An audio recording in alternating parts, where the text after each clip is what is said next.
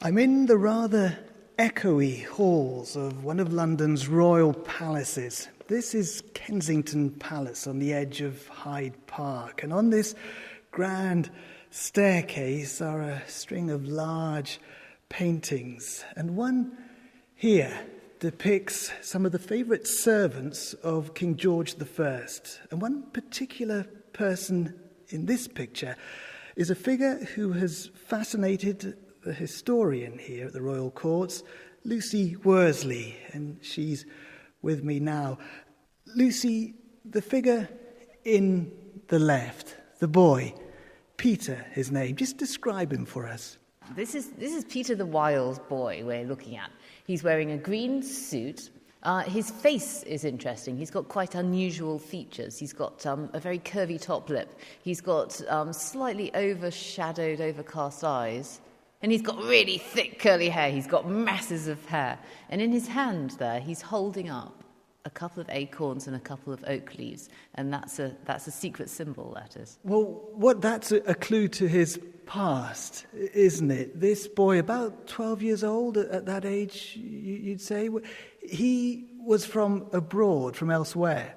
Yes, that's right. Now, the acorns are a symbol of Peter's early life, which was spent in the wild woods of Germany, near to Hanover.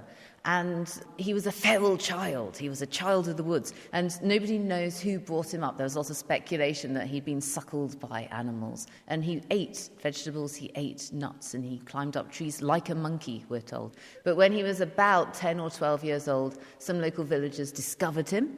And they captured him, and captured is the right word to use, I think. They chased after him as if he was a wild animal. And there are some accounts of him climbing up a tree to get away from these scary people who came after him. Why would they have gone after him like that? I guess it's very hard to know this. Well, I guess he looked like a very curious character. He didn't walk, he crawled on all fours, yet he was clearly a human being. And I suppose they were just intrigued, really. And then how on earth did he come all the way to London from a wood in the German countryside? Well, once the human race had got hold of Peter, he was put into the House of Correction with the vagabonds. It was sort of like the local prison. So poor old Peter was thrown into this nasty workhouse-type place. But news of his strange condition somehow got out, and the King, George I, got to hear about Peter. The King of England. He was the King of England, but he was also the Elector of Hanover in Germany. So King George I heard about this curious wild boy, and he invited him to come to court and to become a member of his household.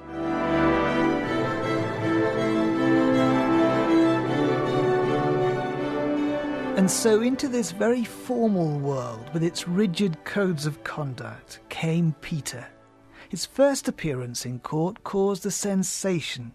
An account written at the time described the scene after the boy was carried in by a pair of footmen and then allowed to scamper about.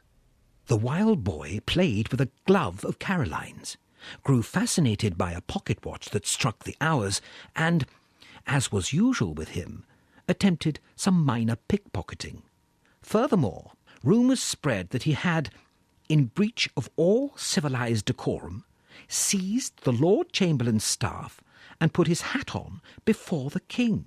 Actually, Peter the Wild Boy went right up to the king and recognised him, because the king was one of the few people in the room that the wild boy had actually previously met already. They'd met in private. And everyone was scandalised, because this was a very audacious thing to do, to go right up to the king and almost shake his hand. That's unheard of. You're supposed to creep up very politely, low bowing, extreme deference. But Peter the Wild Boy doesn't obey the rules. He doesn't know what the rules are. And the king seems to have taken a shine to him, because he became a kind of pet of the court in a way.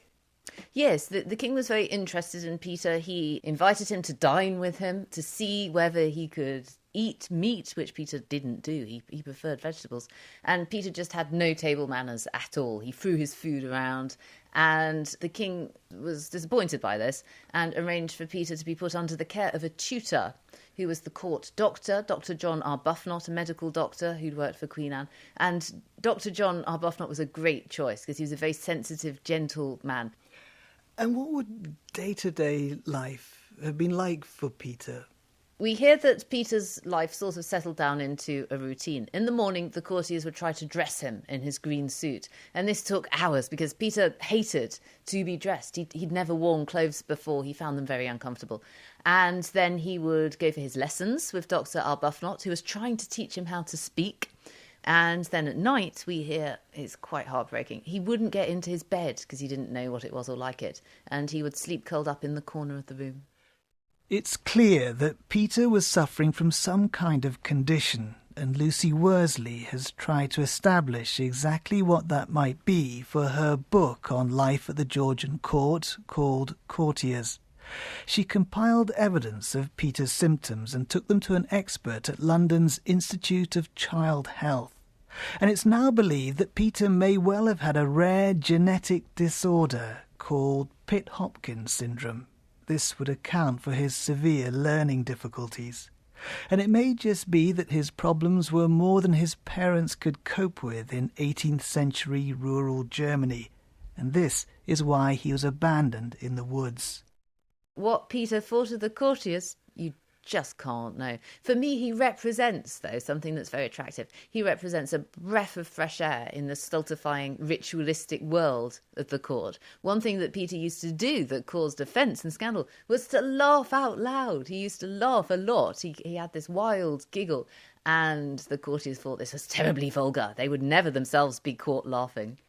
But Peter's story really intrigued people on an intellectual level then, at court and beyond court. Yes, Peter became a symbol, if you like, of this big Enlightenment debate about the nature of the human being. And that is partly why this sort of mania for the wild boy took off. And he was in all the newspapers. There are lots of pamphlets published about him, full of wrong information and contradicting each other. But they all went on these wild cadenzas of speculation about who he was, where he'd come from, who'd brought him up. But for all that, over time, the court's fascination with Peter seemed to wane, and perhaps the king wearied of his unconventional ways. He was retired to a farm in the countryside just near Berkhamsted in Hertfordshire, and actually he lived there for several decades. He was looked after by the farmers, and he lived a quiet and, to all appearances, a happy life. We hear about his pleasures when he was living on the farm, which included nature. He liked to go out on a starry night, we hear. He liked to sit by the fire watching the flames, and we hear that he did like a drink of gin. And sometimes in the autumn, we hear he would sort of feel a longing for his wild life, and he would go off into the woods in search of acorns. And he died on the farm and was buried, of course, and you visited his grave. Yes, Peter's last carer was called Farmer Brill. And in the 1780s, Farmer Brill himself died. And we hear that Peter, as in the next few days, pined away himself. And after he died, he had become such a loved feature in the town of Berkhamsted that they clubbed together and they got him his own gravestone.